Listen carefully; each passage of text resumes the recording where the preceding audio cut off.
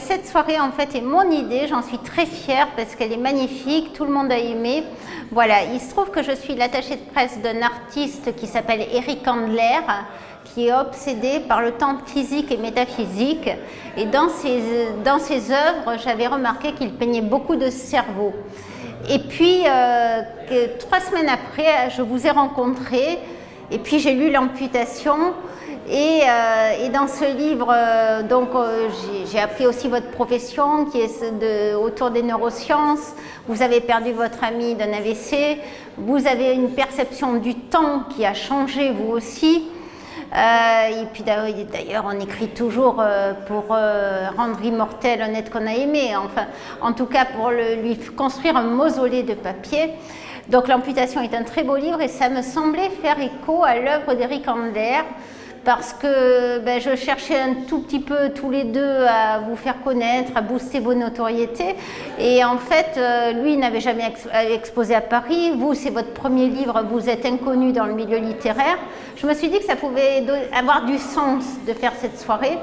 Et donc, je suis ravie parce que tout le monde a aimé, la salle était pleine, tout le monde a été passionné. Je trouve qu'il y a eu de très belles interventions autour des amis de Patrice, autour de Art for Science, et puis le chercheur Daniel Philippe de Sudre aussi. Enfin, pour moi, c'est une réussite et c'est un petit cadeau de la vie.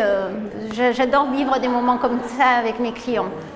L'objectif, c'est le faire connaître, c'est tout, c'est parler du livre, le faire connaître. Non, pour lui et pour mon artiste, les deux se croisent un peu. Parce que disons que les gens qui ont suivi mon artiste Eric Handler ont découvert ce soir Éric Durand-Billot, et les gens qui s'intéressent à Éric Durand-Billot de son réseau à lui ont découvert ce soir Eric Handler.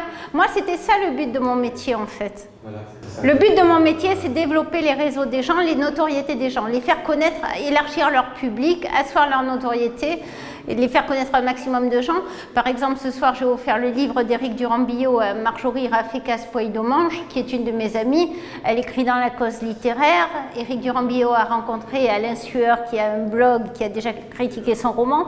Voilà, mon travail, c'est de travailler la visibilité des gens, leur trouver un public, leur trouver des articles, créer des liens et voilà, développer les gens qui s'intéressent à eux, leur public.